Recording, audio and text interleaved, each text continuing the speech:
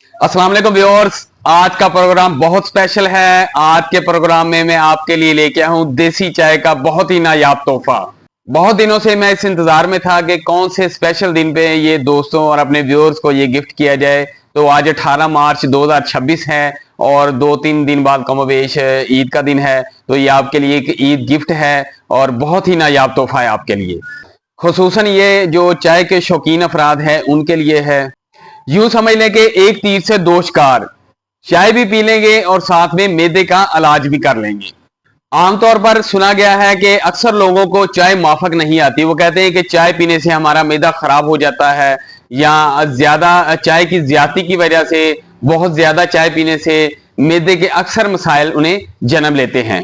जी तो व्यूअर्स, मैं आपको बताऊंगा कि ये जो देसी और नायाब चाय है ये आपको मैदे को नुकसान देने की बजाय मैदे को फायदा देगी। यानी कि एक तीर से दो शिकार। आप चाय भी पी लेंगे और साथ में आपके जो मैदे को ताकत भी मिलेगी। आपके मैदे के जो जुमला मराज हैं, एग्जाम्पल के तौर पर पेट का फारा होना या अक्सर जो कब्ज रहती है आपको या भूख नहीं लगती, तो ये देसी और नायाब चाय जब आप इस्तेमाल करेंगे तो इंशाल्लाह, मैं दावा नहीं करता, इंशाल्लाह जब आप पिएंगे तो आपके ये मैदे को ताकत देगी और आपके जिस्म को कुव्वत मुदाफत फराहम करेगी। आपके जिस्म में तवानाई आएगी। नुकसान देने की बजाय ये आपको फायदा फराहम करेगी।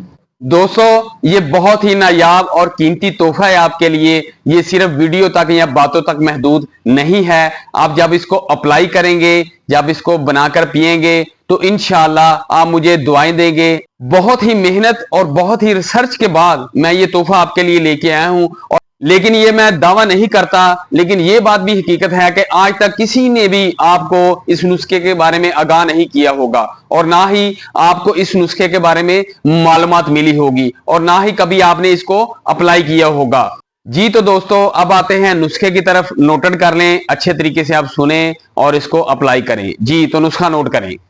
सबसे पहले मैं आपको अज्जा बताता हूं, आप उन अज्जा को नोट कर लें। उसके बाद मैं आपको उन अज्जा की जो मिकदार है वो बताऊंगा। उसके बाद आपने उन अज्जा की जो मिकदार है उसको भी नोट कर लेना है। जी तो शुरू करते हैं। लिखें, सबसे पहले नोटेड करें बरगे तुलसी यानी तुलसी के पत्ते। उसके बाद आप लिखें बरगे बरहमी यानी बरहमी के पत्ते। उसके बाद आप लिखें इलायची कलां, इलायची कलां नोटेड कर लें आप। इसके बाद लिखें बादियान खताई। उसके बाद लिखें बनफशा। उसके बाद लिखें दालचीनी। अब आप नोटेड करें गुलाब के फूल।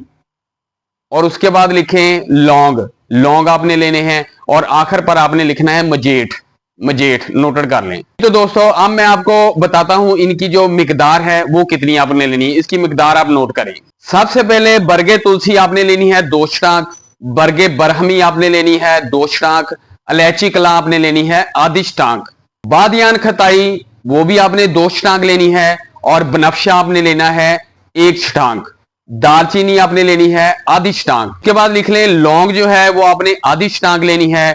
गुलाब के फूल जो है वो आपने 1 स्टाक लेनी है। और मजेठ जो है वो भी 1 स्टाक लेना है। दोस्तों, अब आपने इन तमाम चीजों को आपने कूटना है अच्छे तरीके से। कूट कर इनको इनके जो बारीक जरे टाइप कर लेना है। उतने जरे, उनका साइज उतना हो जितना, जैसे आम चाय की हम पत्ती जो इस्तेमाल करते हैं उतने साइज की आपने इसको बारीक कूट कर छान कर इतना बारीक कर लेना है। और आपने इसको शीशे का जो जार है या मर्तबान है उसमें आप इसको रखकर महफूज कर लेना है।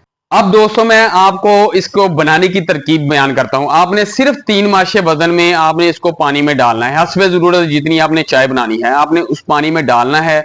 उसमें आपने इसको 2 या 3 जोश देने हैं अच्छे तरीके से, 4-5 भी कर सकते हैं। जोश देने के बाद आपने इसको छानना है, यानी आपने इसको जैसे हम जिसे पुनना है जिसे कहते हैं, आपने इसको छान कर इसका जो बरादा है वो आपने फेंक देना है।